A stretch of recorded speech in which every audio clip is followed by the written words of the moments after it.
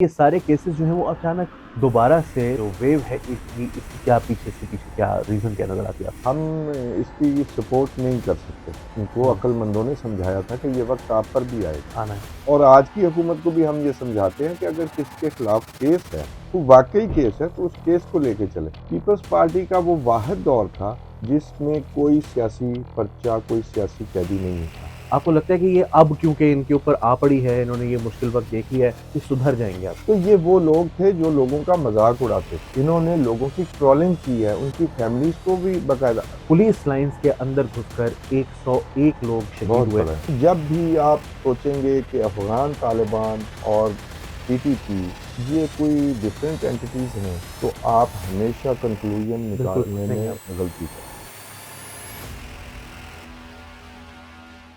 नाज़रीन आदाब, disclosure the untold stories के साथ मैं हूँ अली वारसी और मेरे साथ इस वक़्त मौजूद हैं तौसीफ़ अहमद खान साहब, जिनसे हम आज कुछ इंतहाई अहम सवालात करेंगे पाकिस्तान की सियासत के हवाले से। तौसीफ़ साहब, वेलकम टू द शो। तो कैसे हैं सबसे आप, पहले तो ठीक हैं? सर आप ये बताइए, बस आपका मेरा तो एजेंडा क्या चल है रहा है। आज? कोई आज का खतरनाक? एजेंडा कुछ जो है ना वो 2-3 मामलात हैं। सबसे पहले तो हमें जो देखने की चीज़ है वो ये है कि अरेस्ट्स और एफआईआर्स का दौरा जो है वो पाकिस्तान में हर वक़्त ही चलता रहता है, लेकिन आजकल जो ज़ेर-ए-ताब पार्टी है वो वाली पार्टी है जिसको हम हमेशा से समझते आए हैं कि ये लाडले हैं और बहुत ही मतलब खूब सबसे उनकी जो अपनी पार्टी किंग्स पार्टी। दूसरी तरफ हमारे पास जो है वो शाहिद खाकान अब्बासी जो आजकल की किंग्स पार्टी है, हाँ जी। उसके अंदर भी कुछ लड़ाई झगड़े जो हैं वो चल रहे हैं। और तीसरी जो है वो फिर टेररिज्म का एक बहुत बड़ा वाक़या आपको याद हाँ, होगा मंडे बहुत को सैड इंसिडेंट। बहुत ही सैड इंसिडेंट हुआ एक पेशावर के अंदर, तो उसके हवाले से भी हम बात करेंगे कि खैबर पख्तूनख्वा हुकूमत, क्योंकि ज़ाहिर है अब जो वाक़या है वो तो हो चुका और जो उसके इमीडिएट जो इश्यूज़ थे वो तो हमने कवर किए हैं पिछले, लेकिन पिछले 3-4 दिन में। लेकिन जो सवाल करने वाला है वो लार्जर क्वेश्चन कि खैबर पख्तूनख्वा की हुकूमत जो है वो अभी तक क्या करती आ रही है, और क्यों बार-बार इस तरह के इंसिडेंट्स देखने में आ रहे हैं पेशावर शहर के अंदर। और जो लास्ट इंसिडेंट हुआ था आपको याद होगा मार्च 2022 में, जी हाँ। जो एक इमाम बारगाह के ऊपर जो है वो अटैक हुआ, तो उसकी भी इसी तरह की सूरत हाल थी। तो सबसे पहले हम बात करते हैं जो आज का हॉट फ्लेवर है, वो है कि शेख रशीद साहब के ऊपर 2 मज़ीद एफआईआर्स हो गई हैं। और पहली एफआईआर जो है वो उनके ऊपर हुई थी इस्लामाबाद के अंदर और उसके बाद वो अभी गिरफ्तार ही हैं, अभी वहाँ से उनकी गुलो खुलासी नहीं हुई है। लेकिन अब उनके ऊपर जो है वो कराची में भी एक एफआईआर हो गई है और साथ एक अदद जो है वो मरी में भी एफआईआर हो गई है। कुछ उसी तरह के इल्ज़ामात हैं जो और फिर फवाद चौधरी, इमरान रियाज़ खान को आज बरी कर दिया जी गया है। हाँ। लेकिन ये सारे केसेस जो हैं वो अचानक दोबारा से ये जो वेव है ये इसके पीछे क्या रीज़न क्या नज़र आती है आपको? इसमें अली बड़ा इंटरेस्टिंग एक बात है कि इस पार्टी का तो स्लोगन था कि इन्होंने सारा मुल्क की सारे सियासतदान मुल्क के अंदर कर देने थे, और ये इन पे ही पलट कर वापस आ गया। बिल्कुल। तो इनका ही स्लोगन था कभी एसी बंद कर दूंगा, टीवी नहीं चलेगा, फलां होगा, और अब रोते निकलते हैं। शेख रशीद साहब की भी बढ़ते थी। बहरहाल ये जो कुछ हो रहा है, हम इसकी सपोर्ट नहीं कर सकते। हम इसको कंडेम ही करेंगे क्योंकि ये सियासतदानों के साथ ये, लेकिन ये समझाया था, इनको हुँ, अक्लमंदों ने समझाया था कि ये वक्त आप पर भी आएगा। आना है। और आज की हुकूमत को भी हम ये समझाते हैं कि अगर किसी के खिलाफ केस है, वो वाकई केस है, तो उस केस को लेके चले। देखिए, इमरान रियाज का जो इशू है, इमरान रियाज का जो अगर केस बनता है मेरी नज़र में, तो वो फिर फेक न्यूज़ का केस बनता है। बिल्कुल बनता है। वो उनका हर प्रोग्राम फेक न्यूज़ वो फैलाने में बड़े मददगार हैं, बल्कि वो मेरा ख्याल सबसे ज़्यादा देखे जाने वाले यूट्यूबर हैं। सही है। तो गवर्नमेंट उसकी तरफ नहीं जा रही कि कोई कानूनी कार्रवाई करे। तो हुँ, इस तरह के केसेस जो हैं, सिवाय इसके कि गवर्नमेंट को बदनामी लाएंगे, और कल के को यही चीज़ इनके खिलाफ भी इस्तेमाल होगी। तो ऐसी चीज़ों से बचना चाहिए। बाकी जो शेख रशीद साहब हैं मेरा ख्याल है कि शेख रशीद साहब जो हैं, या फवाद चौधरी आप भूल गए, हुँ, ये अपने ज़माने में बड़े बढ़ के मारते थे। और जो शेख रशीद साहब पे जो केसेस बना रहे हैं, मुझे बिल्कुल मतलब कभी इस पे अफसोस है कि ये गवर्नमेंट भी उसी लाइन पे। और एक चीज़ और क्रेडिट देना चाहिए, पीपल्स पार्टी का वो वाहिद दौर था जिसमें कोई सियासी पर्चा, कोई सियासी कैदी नहीं था। तो बिल्कुल। इसका उन्हें खमियाजा हालांकि भुगतना पड़ा, हुँ, जी। लेकिन वो अपनी पॉलिसी से बाज नहीं आए। तो हम यही मशवरा देंगे कि भी आप बाज आएं ऐसी बातों से, और फवाद चौधरी और शेख रशीद को कहें कि देखें वक्त पलट के आया है। हुँ, फवाद चौधरी साहब, आपके बच्चों के आंखों में आंसू आपने देखे, तो आप बड़े जज्बाती हुए और आप प्रोग्राम में आप दीदा हो गए। लेकिन ये अली वजीर के भी 6 बच्चे हैं। अली वजीर के भी 6 बच्चे हैं, अहद चीमा के बच्चे भी उसे जेल में मिलने आते थे, तो उसे प्रिटेंड करना पड़ता था वार्डन के कमरे में कि वो किसी अफसर लगा हुआ है वहां पे। अफसर लगाए हुए हैं। मरियम नवाज को उसके वालिद के सामने गिरफ्तार किया गया, जी। शाहिद खाकान को वहां पर जेल में रखा गया, और ख्वाजा आसिफ, इवन राना सनाउल्लाह को। राना सनाउल्लाह और ख्वाजा आसिफ के बारे में तो एक मंसूबा भी सामने आया था इनके लीडर का ही, कि उनको जी कुछ बंदे हायर करके उनको चपेड़ें लगवाई जाएं, उनके जब बच्चे साथ हों, उनकी वाइफ साथ हों। आपने सुना है ये वाकया भी, ये खबर भी ये थी। मेरे लिए खबर है। और इस तरह की भी कोशिशें, और फिर बशीर मेमन के जरिए कि जी वो मोहम्मद बिन सलमान ऐसे करता है, मैं तुम्हें लेके जाऊंगा और तुम ऐसे करना, ये सारा कुछ आप लोग ये सोचते थे। हम्म। और आप लोग सिर्फ ये नहीं सोचते थे कि वक्त वापस भी आ सकता है। आप हमेशा, यहाँ कोई हमेशा लाडला नहीं होता, तो आज आप उसको फेस कर रहे हैं, रुजू करें, पिछली गुनाहों की माफी मांगें। लेकिन तौसीफ साहब, मेरा क्वेश्चन फिर यही आ जाता है।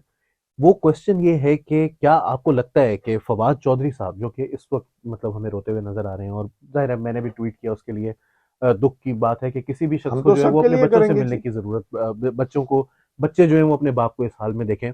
और मेरा ख्याल है कि ये जो गिरफ्तारी है उसकी कोई रीजन नहीं है, वो कोई हाँ, कोई मतलब कोई रीजन, अच्छी कोई बात नहीं रीजन। है कि ये गिरफ्तारी हुई। लेकिन एट द सेम टाइम, जिन लोगों को फवाद चौधरी साहब जो हैं वो धमकी दे रहे थे, उनके भी घरों में बच्चे हैं। जी हाँ। और उन्होंने अगर एफआईआर करवाई है तो हो सकता है उनके बच्चों ने कहा कि पापा ये तो आपको ये मार देंगे, ये क्या ये आपके ऑफिस पे हमला कर देंगे, ये हम्म। आपके घर को आग लगा देंगे। या वो जब कासिम अली शाह साहब हैं, उन्होंने कहा कि जी मेरे बच्चों को जी स्कूल हाँ, में बुली किया जा रहा बुली है। किया गया। तो ये जो वाकयात हैं, क्या दूसरों के बच्चे बच्चे नहीं होते, या ये आपको लगता है कि ये अब क्योंकि इनके ऊपर आ पड़ी है, इन्होंने ये मुश्किल वक्त देख लिया है, ये सुधर जाएंगे आपके ख्याल नहीं, ये तबका ही ऐसा है, इनके बच्चे ही बच्चे होते हैं, और यही अशराफिया है। में? देखिए यही बात, आप देखिए कि फवाद हुसैन का पुराना क्लिप आप देखें तो उसने कहा क्या हुआ, कत्ल के मुकदमे में लोग 12-12 साल पड़े रहते हैं, 6 महीने पीका ऑर्डिनेंस में पड़े रहेंगे तो क्या है हुआ। तो बिल्कुल ऐसे ही। उन्होंने कहा जी 6 महीने बाद छूट के आ जाएंगे अगर बेगुनाह हुआ।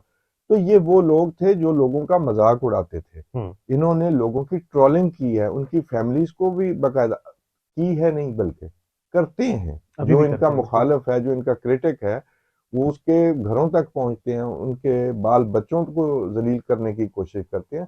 तो इनको अगर सबक सीखना है तो सिर्फ आबदीदा नहीं होना।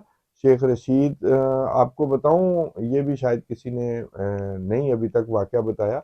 आपने एक वाकया देखा होगा, किसी ने पार्लियामेंट के बाहर शेख रशीद को रोका था और उसने कहा जी था जी कि जी, भाई मेरी बिल्कुल। गाड़ी के पैसे दें आप। बिल्कुल आपने देनी है। आपको पता है कि शेख रशीद के गवर्नमेंट में आने के बाद, वजीर बनने के बाद, वो शख्स दोबारा पाकिस्तान आया और उस पर तशद्दद करवा के एयरपोर्ट के पास फेंकवा दिया गया, लाहौर एयरपोर्ट के बाहर। तो ये चीजें आपने भी तो आखिर हिसाब देना है, तो वक्त आ रहा है, और शेख रशीद साहब पे बड़े अरसे बाद आ रहा है। हम्म। उनका वो जो गेट नंबर 4 है ना, वो लगता है कि भी अब पहली वो दफा बंद बंद हो हुआ है गया। उनके ऊपर दरवाजा। तो अब वो बैकी बैकी सी बातें कर रहे हैं। नहीं, मुझे तो ये बड़ी हैरत हुई कि कल वो गालम गलोच वाले नारे लगवा रहे थे बिलावल के लिए, जरदारी साहब के लिए, और वो कितने अरसे से शेख रशीद जो है वो बिलावल के बारे में स्नाइड रिमार्क्स और जी हाँ। इतने बेहुदा किस्म की गुफ्तगू करते रहे हैं। लेकिन जैसे ही अपने ऊपर पड़ी है तो ये गालम गलोच पर उतर आए हैं। आप सिर्फ गालम गलौज पर नहीं उतरा है, मैंने इस वक्त जब उन्होंने गालम गलौज की तो मैंने उस लम्हे को देखा। He was not in his senses, he was under pressure. Hmm. और वो प्रेशर में उनको कुछ पता नहीं चल रहा था कभी वो क्या कह रहे हैं।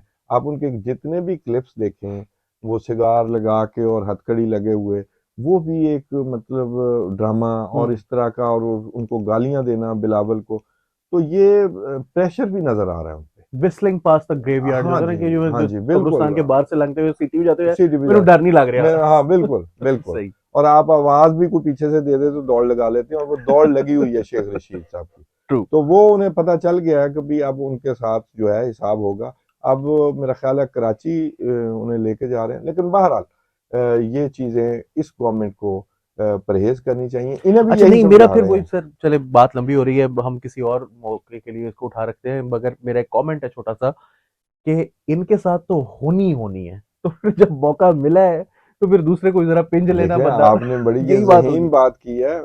अच्छा, पंजाब की सियासत में ये चीज़ काउंट होती है। क्या। अब कोई ये कहे माने या ना माने टीवी स्क्रीन पे, हम्म। लेकिन आप उससे ताकत का तासुर देते हैं कि हम ताकतवर में हैं और हम आपको सबक सिखा सकते हैं। हम्म। इमरान खान भी इसी पॉलिसी पे अमल पैरा थे। खैर वो तो ये चाहते थे कि मेरे अलावा कोई और ऑप्शन ना रहे, मैं सबको फारिग कर दूं। जी जी जी। तो ये भी एक इशू है कि भी शायद ये लोगों में हाँ तासुर देना चाहते हैं कि वी आर इन पावर। लेकिन बहरहाल हम इन्हें समझाते हैं कि ये इन द लॉन्ग रन ये इनके काम नहीं आएगी। दुरुस्त। क्योंकि अब ये बात हो रही है कि दूसरी साइड पर क्या सोच है, तो हम चलते हैं अपने दूसरे मौजू की तरफ आज के। शाहिद खाकान अब्बासी के बारे में बहुत जो है वो स्पेकुलेशन रही पूरा हफ्ता कि उन्होंने इस्तीफा दे दिया है, नहीं दिया है वाइस प्रेसिडेंट के ऑफिस से, सीनियर वाइस प्रेसिडेंट के ऑफिस से पीएमएलएन के। इवेंचुअली उन्होंने क्लैरिफिकेशन दे दी कि मैंने इस्तीफा दे दिया लेकिन मैं पार्टी का हिस्सा हूँ। क्या है इसके पीछे। देखिए अभी आपने शायद अपने इंट्रो में शायद खाकान अब्बासी साहब का जिक्र किया तो आपने कहा एक नई किंग्स पार्टी। हम्म। मैं आपको एक बात पूरे वसूख से कह सकता हूँ, शायद खाकान अब्बासी किसी किंग्स पार्टी का हिस्सा नहीं बनी। मैं नून लीग को कह रहा था किंग्स पार्टी। अच्छा, आप नून लीग को कह रहे थे। जी। शाहिद खाकान अब्बासी जैसे लोग अब इस सोसाइटी में कम होते हम्म। हैं, मैं उनका मोतरफ हूँ। अब मुझे ये तस्लीम करने में कोई आर नहीं। हम्म। एवन जनरल बाजवा साहब भी जब लोगों से गुफ्तगू करते थे तो वो कहते थे मैंने इतने प्राइम मिनिस्टर्स के साथ काम किया है, तो Shahid Khaqan Abbasi is the best. 5 prime minister, और अभी तो उनका छठे का भी ख्वाहिश थी, मूड तो था। मूड तो था, बस वो हालात व वाकयात उस तरफ चले गए। शाहिद खाकान अब्बासी ने जो आज स्टेटमेंट दी है ना, वो मेरा ख्याल है उनकी टोटल पॉलिसी का अहाता करती है हम्म। कि जब नई लीडरशिप आ रही हो तो उसमें जगह पुरानों को खाली करनी चाहिए, हम्म। क्योंकि उनके वो वालिद के साथ थी। दूसरी बात, वो जी मरूसियत है। दो चीज़ें हैं, मरूसियत का मतलब ये है, मरूसियत इस वजह से भी हमारी सोसाइटी में पैदा होती है, एक तो ये थर्ड वर्ल्ड में वैसे एक फिनोमिना है। बिल्कुल। दूसरा ये है कि जब आप लोगों के बाप माए जलावतन करेंगे, कत्ल करेंगे, फांसियां लगाएंगे, तो हमने देखा है, आपने भी देखा है कि हिस्ट्री में सारी पार्टी भाग जाती है जो बिल्कुल। लीडरशिप है। फिर वो उन्हीं के बच्चे, बीवियां या उनकी बेटियां या बेटे वही आके अपने एग्जैक्टली। बाप या माँ के लिए खड़े होते हैं। हम्म। तो ये निरी मरूसियत सिर्फ इस वजह से नहीं है कि वो अपने आप को जो है वो अपनी डायनासिटी बढ़ाना चाहते हैं। सियासतदान अपने आप को सेफ रखने के लिए इस काम पे मजबूर भी होता है। और और इसके दूसरी, अंदर जो पब्लिक है वो भी जुड़ा हुआ महसूस करती है कि ये क्योंकि ये इसके साथ ज्यादती हुई है तो फिर मैं इसके बच्चे नहीं के साथ देखें खड़ा आप, हूँ। शहबाज शरीफ हम्म। को नून लीग के वोटर और सपोर्टर ने एज लीडर आज तक तस्लीम नहीं नहीं किया, किया। बिल्कुल। लेकिन उन्होंने मरियम नवाज को जो है वो लीडर तस्लीम किया आफ्टर नवाज बिल्कुल। शरीफ। बिल्कुल। आप लोगों, अब वो क्राउड पुलर है, वो बिल्कुल है। चार्मिंग है, लोग उनकी वजह से आते हैं। उनकी अगर उनकी जगह शहबाज शरीफ जाए तो कोई नहीं आएगा। हमजा बिल्कुल ऐसा शहबाज ही है। मोहम्मद 500 से ज्यादा बात आगे नहीं बढ़ती। ऐसा ही है। तो और दूसरी बात, मरियम नवाज, आपका क्या ख्याल है कि वो घर बैठी थी और वो उन्हें नवाज शरीफ ने घर से निकाला और उन्हें बना दिया सीनियर वाइस प्रेसिडेंट? नहीं नहीं। नहीं जी, मरियम नवाज की कुर्बानियों की एक दास्तान है। हम्म। मरियम नवाज को काल कोठरी में रखा गया और जिस तरह के हालात में, और फिर जिस तरह कैमरे भी लगाए गए, और उन्होंने बड़ी मुसीबत झेली है बिल्कुल। और उन्होंने कुर्बानियों से साबित किया है अपना आप के भी वो इस लीडरशिप की अहल है। ट्रू। और बाकी लोग तो कई फरमाइशी गिरफ्तारियां देते रहे और कई जो हैं वो समझौते करते रहे। और कुछ तो ऐसे भी हैं जो गिरफ्तारी के दौरान लॉकअप में लेट के बेड पर नेटफ्लिक्स पर स्टोर देखा करते अब थे। आप दूर निकल रहे हैं तो नहीं मैं इतनी मरियम दूर नहीं जा नवाज, रहा आप देखें जिस दिन उनकी वालदा का इंतकाल हुआ और वो जिस तरह का हूँ। जी। वो हालात में वो जेल से बाहर आई, तो वो कभी वो देखे ना कि वो किन जूतों में, मेरा ख्याल वो प्लास्टिक के जूतों में, जी। और जिन हालात में रखा गया, उन्हें मिसाल, इबरतनाक मिसाल बनाने की कोशिश की। और ये क्रेडिट भी उसी खातून को जाता है कि वो अपने बाप या चचा के समझौतों की वजह से उसने कंप्रोमाइज नहीं किया, खामोश जरूर हो गई। बाप के साथ कॉम्प्रोमाइज किए, जनरल बाजवा के साथ नहीं जनरल बाजवा के किया। साथ नहीं बिल्कुल। किया या उस वक्त की एस्टेब्लिशमेंट के हम्म। साथ नहीं किया, एवन रहील शरीफ के दौर में नहीं किया, वो खामोश हम्म। जरूर हो गई। तो all credit goes to her. ऐसी बात नहीं है कि वो डिजर्व नहीं करती। आप किसी को ले आए उनकी जगह, अगर वो उस तरह अपनी नून लीग को चला सकते हैं तो नहीं बताएं चला कोई। सकते, ये तो उन्होंने पिछले 5 साल में एक साबित फैक्ट किया कि है। वो नहीं चल रहे। आप मेरी मरूसियत के नाम पे हम्म। बातें ना करें। मरियम नवाज की कुर्बानियां भी हैं, लाइक बेनजीर। और कुर्बानी से कहीं ज्यादा इंपॉर्टेंट बात यह है कि अगर दूसरा कोई है तो आकर कर ले, और कर कर लेना, लेता। कर लेता। काफी साल अब हो गए तक हैं अब यहाँ इतना पर। स्पेस था तो कर लेता। बिल्कुल कर लेते।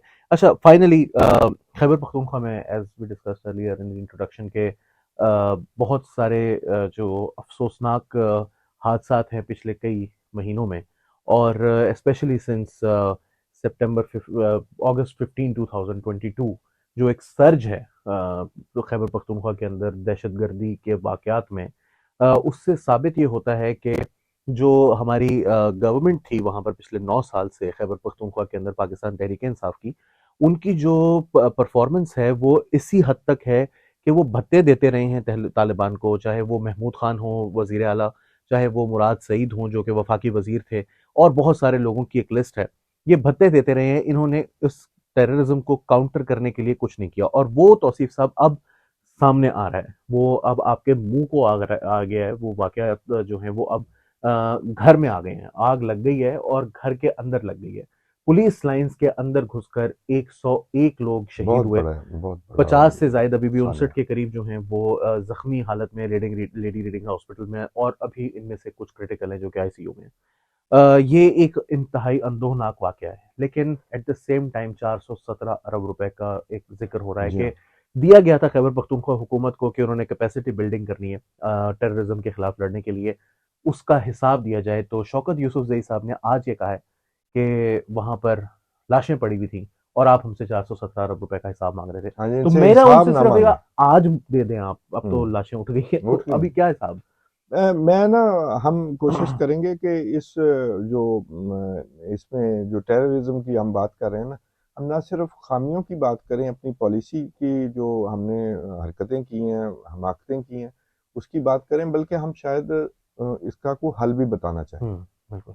पहली बात यह है कि भी ये जो है ना, सिर्फ खैबर पख्तूनख्वा, इसमें सिर्फ खैबर पख्तूनख्वा हुकूमत की पॉलिसी नहीं, हमने जब इमरान खान की गवर्नमेंट थी या उस वक्त की जो इस्टेब्लिशमेंट थी, उनकी जो अप्रोच थी वो एक तो फतेह मुबीन करार दिया जा रहा था। जी। अब देखें, पीछे लेके जाएं, जब तालिबान आए और लोग इनको समझा रहे थे, लेकिन उसमें ये था कि जी हम तो कामयाब हो गए, हमारी पॉलिसी कामयाब हो गुलामी की गई, जंजीरें तोड़ दी गई हैं। गुलामी की जंजीरें तोड़ दी गई। और इवन ख्वाजा आसफ साहब का ट्वीट भी जी, जी, आपने जी, देखा है कभी, बिल्कुल याद है मुझे। ताकतें तुम्हारी हैं ताकतें और तुम्हारी और खुदा खुदा हमारा है। हमारा है। अब ये इनको पलट के हर चीज काटने आती है, सबक ये फिर नहीं सीखते। हुँ, पहली बात ये कि तालिबान को जिस तरह फौरन एक गुरीला फोर्स को फौज बनाकर और काबुल पे भेजा गया, और वहां से आगे रेजिस्टेंस नहीं आई, तो किसी ने ये नोटिस भी नहीं किया कि ऐसी तो कोई बात नहीं थी कि अफगान फोर्स कुछ दिन लड़ नहीं सकती थी, हुँ, तो कहीं अमेरिका भी ना इन्हें कतर में बैठ के हवाले कर गया हो, हुँ, तो हम इसे अपनी फतह करार देते रहे। और दूसरी बात, जो भी जब भी आप सोचेंगे कि अफगान तालिबान और टीटीपी ये कोई डिफरेंट एंटिटीज हैं, हुँ, तो आप हमेशा कंक्लूजन बिल्कुल निकालने फँसेंगे में आप। गलती करें। वो पॉलिसी बनाई गई कि जी तालिबान, और हमारे हमने देखा जी, हमारे कई जानने वाले दोस्त जो एक्स जनरल थे, या वो बड़े खुश थे क्योंकि वो ज़िया दौर में जनरल हुए, ऑफिसर भर्ती हुए, तो उन पे ज़िया का बड़ा कि हमने शायद अफ़गानिस्तान में हर सूरत टांग ज़रूर रखनी है। या तो उन्होंने कहा जी ये आप देखिएगा, सब कुछ ठीक हो जाएगा, आप देखिए। और आपने वो मशहूर जुमला भी सुना कि डोंट वरी। एवरीथिंग विल लेकिन बी आप यकीन करें, ये तकरीबन यही मोर और लेस जुमला मैंने और भी बहुत लोगों से सुना कि हुँ, अब देखिएगा सब कुछ ठीक हो जाएगा। जो जानने वाले थे वो, उन्हें पता था कि ये ठीक नहीं नहीं होगा। होता। और उसके बाद अफगान पॉलिसी एक ऐसे शख्स के हवाले की गई कि वो तालिबान से मुज़ाकरात करे, जो यकीन माने कि वो कैपेबल भी नहीं था, ट्रू। ऐसी वो कुछ स्टेट्समैन नहीं था कि वो ऐसी चीज़ें उनको एड्रेस कर हुँ, सकता, और बड़ा ही क्रिमिनल। उसका रैंक नहीं था। मोर इम्पोर्टेंटली, ये जो बात आप कर रहे हैं, ये मुईद पीरज़ादा को इंटरव्यू देते हुए जनरल तारिक खान ने की है। अच्छा। एंड जनरल तारिक खान को आपको पता है, ही इज़ वो आर्किटेक्ट हैं कियानी साहब के दौर में, जो 2 ऑपरेशंस हैं उनके। जनरल तारिक को बाकी चीज़ों से इख्तलाफ के बावजूद मैं जी। उन्हें ये क्रेडिट देता हूँ कि वो शख्स हैं जिन्होंने एफसी के ज़रिए ही हम्म। ऑपरेशन जो है वो कामयाब किया। यस। तो वो ट्रू स्ट्रेटेजिस्ट और फाइटर साबित हुए, इसमें या। कोई शक नहीं। या। और वो ये जिस शख्स के हवाले किया गया या जिस शख्स ने हवाले किया, मेरा ख्याल है और वक्त ने साबित किया कि वो इस काबिल भी नहीं थे कि इतने पेचीदा मामले को वो देख सकते। और जिस तरह तालिबान वहाँ पहुंचे थे वो उसी को ही नोट कर लेते कि ये सिर्फ हमारे नहीं है, और हम्म। इसमें डॉलर्स गेम बड़ी मैटर करती है। अच्छा, वो तीनों ही अफराद जिनका ये फैसला था, जो हेल्म पर थे, जो वन पेज पर थे, वो तीनों ही अफराद फोकस्ड नहीं थे अपने किसी भी काम में, जी हाँ। सिवाय एक काम के। वो काम जो है वो आजकल फवाद चौधरी और शेख जी रशीद हाँ, वगैरह के वो साथ उस जो हो वक्त रहा भी यही था। है। जी। उन्होंने आप देखें, आप जी वो 20-25 हज़ार हमने रिहेबिलिटेट करने हैं दहशतगर्द। जी। अच्छा, वो किसी प्रोसेस से नहीं गुजरे। आपने पहले उनको रिहा किया, आपने बड़े बड़े दहशतगर्दों को रिहा किया, बिल्कुल किया। और फिर उनको आपने बसाना चाहा। जी। और ना आप इस बात को नेशनल, वो आप क्या कहते हैं, नेशनल सिक्योरिटी कमेटी में लेके जी। जी गए, बिल्कुल। ना आप इसे पार्लियामेंट में लेके गए। आपने इतना, ये क्रिमिनल चीज है, इसको प्रोब होना चाहिए कि कैसे एक्सक्लूसिवली फैसला हुआ कि इन लोगों को दोबारा से जगह दी जाए। और उन्होंने आके आप देखें कि क़यामत बर्पा कर दी। बिल्कुल। और वो लोग जिन्होंने इनको इजाजत दी और इनको अच्छे बनाने की कोशिश की कि हमारे बच्चे हैं, ये हमारे बच्चे बलोचों के लिए नहीं हैं, ये हमारे बच्चे हैं, तो वो आज उसका खमियाजा कौम भुगत रही है। तो आसिफ साहब, मैं आपके थोड़ा सा इसमें जो है वो एक एज एन एडिटर जो मैंने नया दौर के ऊपर रहते हुए देखा, वो ये है कि वो लोग, हम अपनी, मैं कोई तारीफ नहीं करना चाह रहा हमारे काम की, मगर बात यह है कि हमारे पास जो रिपोर्टर्स मौजूद थे खैबर पख्तूनख्वा के अंदर, उनके साथ हम कॉन्स्टेंटली इस टॉपिक को पिछले 3-4 साल में डिस्कस करते रहे हैं। और वो हमें ये कहते हैं कि एक दिन के लिए भी दहशतगर्दी ख़त्म तो हुई ही नहीं। भत्ते की पर्चियाँ मौसूल होती नहीं बिजनेसमैन को, एमएनएस को, एमपीएस को। वो इस्लामाबाद जाकर बैठे रहते थे, वो पेशावर जाकर बैठे रहते थे, क्योंकि उनके पास अपने एरिया में रहने की इजाज़त नहीं थी। उनके घरों पर हम्म। रॉकेटों से हमले होते रहे, एमएनएस, पीटीआई के सिटिंग एमएनएस के ऊपर। उनके होते हुए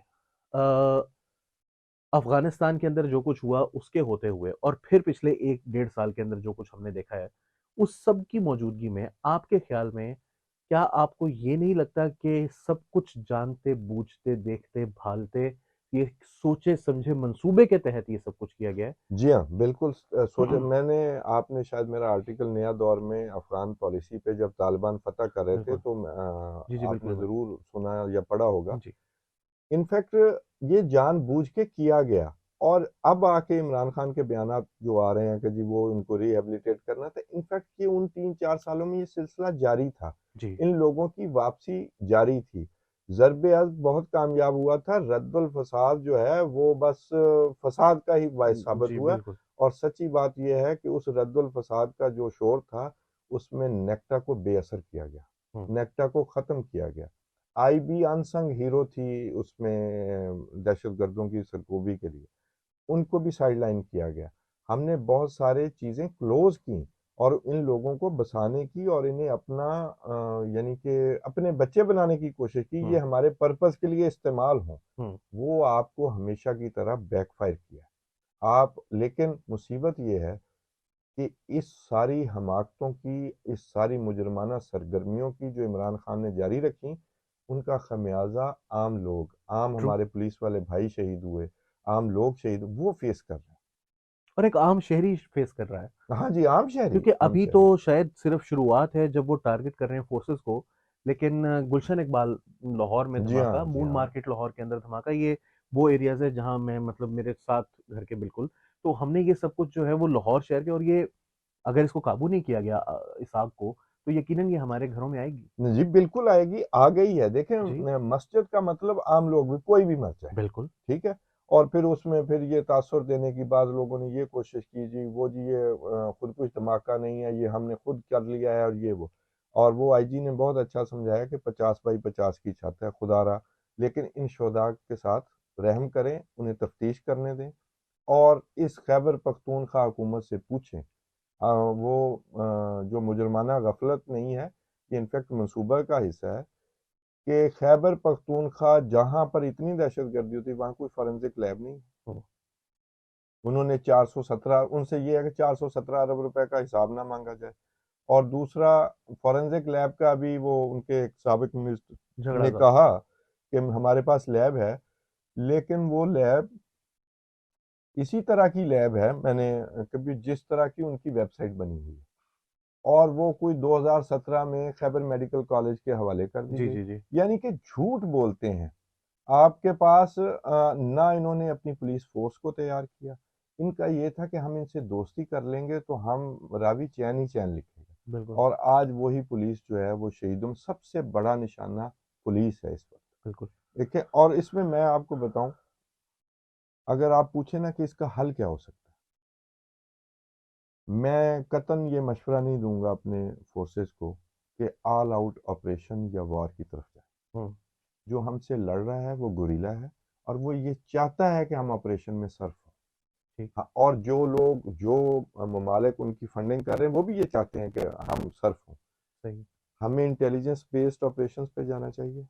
हमें नेक्टा को दोबारा से एक्टिव करना है। हुँ, तमाम जो मामलात हैं नेक्टा के ज़रिए हों, और जो उस वक़्त नेक्टा के ज़रिए लोगों को वॉच लिस्ट से निकाला गया, मुख्तलिफ तंजीमों को, उनकी दोबारा तहकीकात होनी चाहिए, और उस वक़्त किसने निकाला उसकी भी तहकीकात होनी चाहिए। और यकीन माने मैं ये भी कहूँगा कि देखें, पूरी जंग के दौरान जो हमने ऑपरेशंस भी किए, तमाम बड़े जो तालिबान के लोग थे, उनको ड्रोन अटैक से मारा गया। हम उनमें से लोगों को हंट नहीं कर सके। हुँ, कुछ लोग बड़े गिरफ्तार ज़रूर हुए, लेकिन मार नहीं सके। हुँ, आपको अपना मुल्क बचाने के लिए अगर ड्रोन ड्रोन टेक्नोलॉजी मिलती है, तो यकीन मानिए वो सबसे ज़्यादा बेहतर काम है। हुँ, और इसके लिए अगर आपको अमेरिका से भी मदद लेनी पड़े, तो आप ज़रूर लें, हुँ, और इनकी सरकोबी करें। मैं ऑल आउट जो वार है, मैं उसके ख़िलाफ़ हूँ, क्योंकि उससे हमारी शहादतें बहुत होती हैं, हमारे बच्चों की हमें लाशें उठानी पड़ती हैं, और आम जो तबका है फाटा में, जो एक्स फाटा है या केपी में उनको जो है बड़ी मुश्किलात का सामना करना पड़ता राइट। है। तो हम ये चाहते हैं, मैं तो बिल्कुल साफ कह रहा हूँ कि मुनाफ़िक़त छोड़ें, आप ड्रोन की तरफ जाएँ और इंटेलिजेंस बेस्ड ऑपरेशंस की तरफ जाएँ। ये एंटी अमेरिका वाला स्लोगन नहीं चलेगा, आपके घर में दाने नहीं। तो बहुत-बहुत शुक्रिया तौसीफ़ अहमद खान साहब और आपकी बातों से जो है वो ज़ाहिर है कि क्लैरिटी मिलती है। बाज़ बातें सख्त भी होती हैं, लेकिन वो सख्त बातें करना ज़रूरी है, मुल्क को इस वक़्त ज़रूरत है। आप तौसीफ़ अहमद खान साहब की बातें आपने सुनी, आप इसके बारे में क्या कहेंगे, क्या कहना चाहेंगे? हमें अपनी आरा से आगाह कीजिए कमेंट करके। डिस्क्लोज़र द अनटोल्ड स्टोरीज़ से अली वारसी को और तौसीफ़ अहमद खान साहब को इजाज़त दीजिए। आदाब।